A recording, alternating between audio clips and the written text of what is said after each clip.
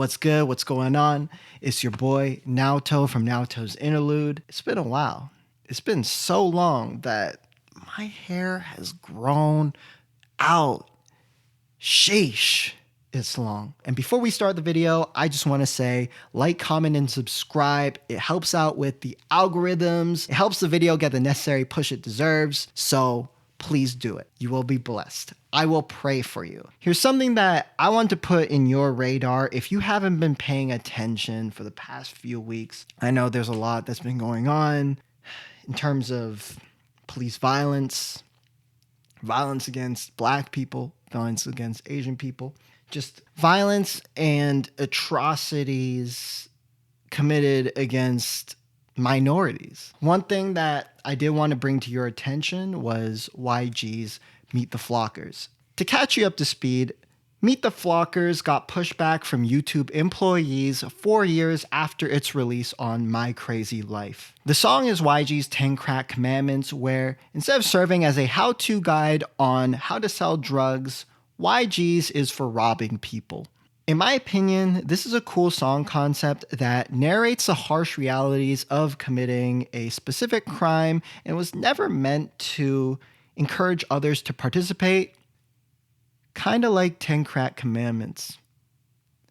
Anyway, employees at YouTube had an issue with this because the second line singles out Chinese households. As he says, find a Chinese neighborhood since they don't believe in bank accounts. Essentially meaning that this song is about robbing a Chinese house. While I don't support home invasion and violence against Asian people, you gotta understand that this track is a fictitious story. You know, I never thought there would be a day where millennials will become the new boomers and call for the censorship of content just because they think audiences need to be coddled. This type of thing is not new. After shootings, video games like Grand Theft Auto and Call of Duty and musicians like Marilyn Manson and Tupac were blamed for them. After the perpetrators pointed to these pieces of entertainment and said that they actually inspired these shootings. The thing is, these shooters would have done these things anyway. They're just looking for any reason to carry out their acts, or they're shifting their blame to entertainment to strengthen their defense to get a lighter sentence. And to solely blame entertainment is just lazy. Millions of people consume these pieces of content and they do not choose to incite any type of violence. I feel that the Google employees are trying to empower themselves and literally censor content because they're vaguely offended. This, my friends, is useless and lazy activism. They want to feel like they're doing something when, in the grand scheme of things, they're not. And they're actually causing harm. I'm going to explain why in a sec. Chances are, if the song was still up, these YouTube employees would have forgotten about it and carried on with their day. The Stop Asian Hate movement ultimately doesn't mean that much to them because they would be trying to uplift content that empowers Asian communities instead. You know, good on YouTube for recognizing that the removal of this track would set a very, very bad precedent when it comes to content. It appears that the music video for Meet the Flockers was actually removed by Def Jam, and the album was temporarily taken down on streaming services so that the label can censor Chinese in the second line of the track. Although it's just awkward now because it's clearly referring to a group of people without really specifying. If you know, you know, and if you're offended, it doesn't really do much to fix that.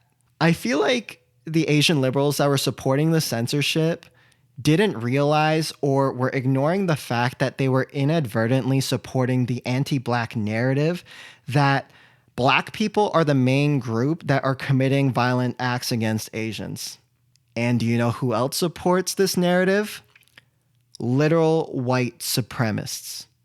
Ever since the Atlanta shooting, alt-right MAGA supporters have been working overtime to paint Black people as the main perpetrators of racist and violent acts against Asian people, as if white supremacists haven't been spewing racist and xenophobic commentary throughout the entire pandemic. In fact, a study has shown that white Christian nationalism has shaped America's racist and xenophobic views as they blame the virus on the Chinese populace as a whole, blame minorities for their infection rate, and literally referred to it as the Chinese virus or Kung flu. Flames were largely stoked by white supremacists, so it's kind of hilarious and sad to see that they're trying to push this blame onto others. So another group that is almost as harmful as the white nationalists are the Asian alt-right extremists. They too are supporting the takedown of Meet the Flockers because they also share anti-black sentiments as well. And look, I don't think people talk about these groups enough. You know, the corny groups like Asians with Attitude, Yellow Power, Asian Lives Matter. Those groups that co-opt the same pro-black movements that they despise. Yeah, I'm talking about those virgin incel fucks. These groups promote Asians committing violence and general anti-black narratives that downplay pro-black movements and the support of black people by Asians. To all the Asians that are watching this right now, it's going to be important to recognize the harm of these groups and to figure out a way to ground our people. Because like in other race groups, extremism can have a very strong grip on those that feel dejected. And I can guarantee with all the anti-Asian violence and sentiment that's going around right now, there are a lot of people that feel left out and alone right now. So we need to focus on building our communities. White supremacy is the root cause of violence against Asians.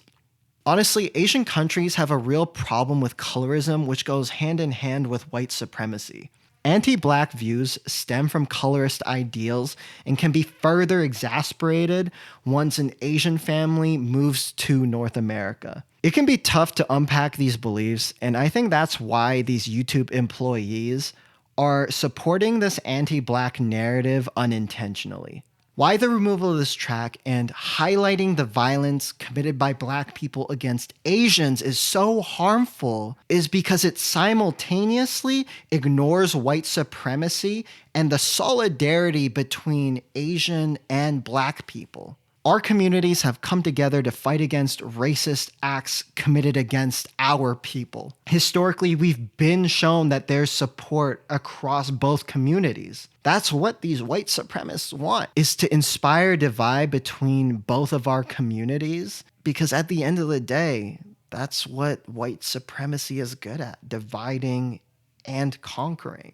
And lastly, if there's anything else to take away from all of this, I just want to say that woke capitalism is so garbage. It's irresponsible and treats people and art like disposable commodities. This is just a case of pointless social radicalism that takes up way too much bandwidth and attention instead of striving for actual meaningful change. Hopefully the employees at YouTube recognize this before they cause harm to more movements that intend on dismantling white supremacy. So what do you think about the removal of YG's track Meet the Flockers? Do you think that Def Jam should have taken down the video? Do you think that they shouldn't have taken down the video?